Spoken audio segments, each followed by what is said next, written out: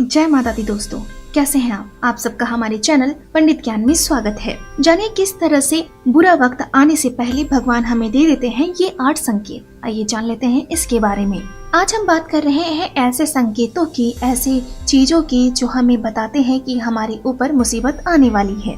बुरा वक्त जब भी किसी मनुष्य के जीवन पर आता है तो उसके आसपास का माहौल, वैसे तो हमारे आसपास दोनों ही तरह की एनर्जी होती है, नेगेटिव भी और पॉजिटिव भी, लेकिन जब बुरा वक्त आने वाला होता है तो हमारे पास की नेगेटिविटी बढ़ने लगती है। हमारे पास में जो नकारात्मक ऊर्जा होती है उसमें बढ़ावा होने लगता है। कुछ ऐसी चीजें होने लगती हैं जिससे हमें प्रकृति, हमें भगवान की ओर से संकेत मिलने लग जाते हैं कि भविष्य में क्या होने वाला है। जो होना है वो तो होकर ही रहेगा, कोई बदल नहीं सकता है उसे। कोई भी घटना बस उस नियमित पे ही होता है। जैसे श्री रामायण में भी वर्णित है, अयोध्या के राजा दशरथ को पहले से ही ज्ञात था कि उनके पुत्र वियोग में ही मृत्यु होगी। वो चाहकर भी श्री राम को वनवास जाने से रोक नहीं पाए। इस तथ्य से सिद्ध होता है कि हमारी होनी और अनहोनी ईश्वर के हाथ में है। आने वाले समय में हमारे साथ क्या होगा ये कोई नहीं जानता। कुछ इशारे और कुछ आहट आने वाले पल का एहसास करा देते हैं। विद्वान हमें बहुत सारे लक्षण बताते हैं और ऐसा माना जाता है कि भगवान हमें ये 8 संकेत दे देते हैं जब भी हमारे ऊपर कोई ना कोई विपदा आने वाली होती है। एक बार की कथा आपने सुनी है या नहीं वो मैं नहीं बता पाती,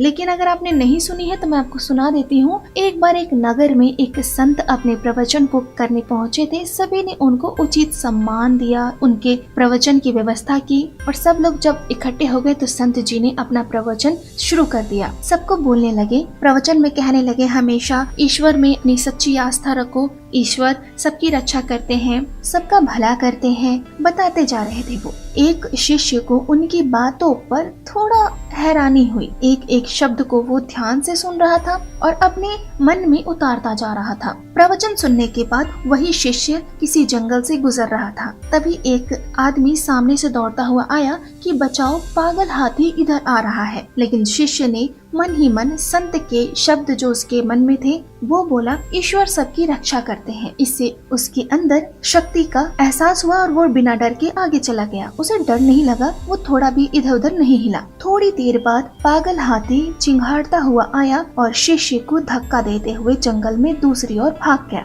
शिष्य बार बार बच गया लेकिन उसे बहुत चोट आई। क्रोधित होकर वो सीधा संत के आश्रम में पहुंचा और संत के सामने शिष्य ने अपनी शंका प्रकट की कि मैंने अगर ईश्वर में अपनी सच्ची आस्था बना कर रखी लेकिन फिर भी ईश्वर ने मेरी रक्षा क्यों नहीं की, इसका मतलब ईश्वर सत्य नहीं है। उनकी शिकायत सुनकर उसे स्वामी जी ने, संत जी ने समझाया, ईश्वर ने तुम्हारी सच्ची आस्था का ध्यान रखकर ही तुम्हें चेतावनी देने के लिए रक्षक भेजा था, लेकिन तुम नहीं चेते और आगे बढ़ते चले गए। फिर वो पागल हाथी फिर भी कोई और होता तो शायद वो रौंद कर चला गया होता। ये तुम्हारी आस्था ही है जो उसने तुम्हें थोड़ी सी चोट पहुंचाकर छोड़ दिया।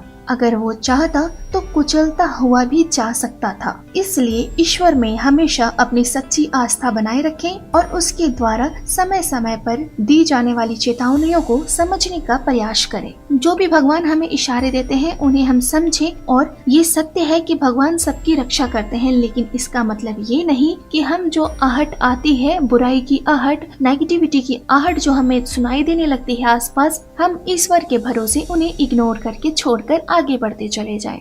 जैसे घर के मुंडेर पर एक या अधिक कौवे अगर बैठकर काव काव करने लगे तो समझना चाहिए कि अतिथि का आगमन होने वाला है। किसी पानी के भरे हुए बर्तन में कौवे अगर स्नान करने लगे तो समझ लेना चाहिए कि कृपा आने वाली है, लक्ष्मी की कृपा आने वाली है आपके घर पे। और जिस घर में कौवे दाना खाते पीते हो वहाँ किसी प्रकार की कमी नहीं रहती है। अगर तेल के बर्तन में कौवा चोंच मारे तो उस घर के सारे संकट दूर हो जाने वाले होते हैं। घर का नल, पानी की टंकी, बिजली का सामान खराब होना, ये सभी घर में धन हानि के संकेत होते हैं। पति पत्नी में बात बात पर लड़ाई हुई तो धन डूब सकता है, संभल जाएं। पेट से संबंधित रोग होने पर भी बीमारियां बढ़ने की तरफ पहला कदम है। ध्यान रखें, हिंदू धर्म में कुत्ते को भैरव का सेवक माना जाता है। घर में कुत्ता रखने व उसे प्रतिदिन भोजन करवाने से धन समृद्धि का वास होता है। अचानक से पालतू जानवर की मृत्यु होना शुरू हो जाना घर और परिवार में अशुभता लाता है। घर में अगर काले चूहे बढ़ जाएं तो समझ जाएं कि घर में कोई गंभीर बीमारी आने वाली है। और अगर लकड़ी का फर्नीचर कुतरने लगे तो ध्यान रखें कि घर में दुखद समाचार आने वाला है। पानी की टंकी से छत पर सीलन हो रही है या धन संबंधी समस्याएं आने लगती हैं। और अगर जेब अथवा पर्स से पैसे रुपए जमीन पर गिर जाए तो तुरंत उन्हें उठाकर सिर से लगा लें। ऐसे में धन की देवी की याचना करें कि गलती से गिर गया है, इसे आर्थिक नुकसान से बचाव होगा। बहुत ही छोटे छोटे पॉइंट्स होते हैं जो हमें इशारे करते हैं। इन्हें हमें मन में वहम विचार नहीं बनाना चाहिए, अंधविश्वास की तरह यूज नहीं करने चाहिए। एक बार हो गया गलती से, 2 बार हो गया, लेकिन अगर बार बार होता है ऐसा और ये चीजें अगर पहले नहीं हो रही थी तो आपको ध्यान देने की जरूरत है कि कहीं भगवान किसी प्रकार के संकेत तो नहीं दे रहे हैं। अगर आप पूरी सावधानी से हर काम को करते हैं फिर भी ऐसा होता है तो फिर आपको थोड़ा सा सचेत होने की जरूरत है। जैसे कि अगर सुहागन स्त्रियां मांग में सिंदूर भर रही हैं तो अचानक से सिंदूर की डिब्बी नीचे गिरने लगे, 1 बार हुई, 2 बार हुई, अगर बार बार होने लगे तो ये थोड़ा कारोबार पर संकट आने का या पति के जीवन पे संकट आने का संकेत हो सकता है। अगर बार बार घर में जो आप दिया जला रहे हैं कहीं से हवा नहीं आ रही है, कुछ भी नहीं आ रहा है, फिर भी बार बार दिया बुझता जा रहा है, आपने दिए में घी अच्छे से डाला है, बत्ती को भिगो कर दीप जलाया है, फिर भी अगर बार बार दीप बड़ा होता है, पूजन का थाल गिर जा रहा है, तो इसका मतलब हो सकता है कि आपने ठीक सी पूजा नहीं की है। पूजा में कहीं ना कहीं कोई गड़बड़ जरूर हो रही है। आपसे देवता रुष्ट हो सकते हैं, आपको थोड़ी सी सुधार करनी पड़ती है उसके लिए। अगर आप भोजन कर रहे हैं और आपके पहले निवाले में ही बार बार आपको बाल आ जाते हैं या खाना कड़वा लगने लगता है तो हो सकता है, और खाने में बाकी लोगों को गड़बड़ नहीं लग रहा है लेकिन आपको लग रहा है और आपके ऐसा हो रहा है, तो हो सकता है कोई नेगेटिव एनर्जी का वास आपके आसपास बहुत ज्यादा है।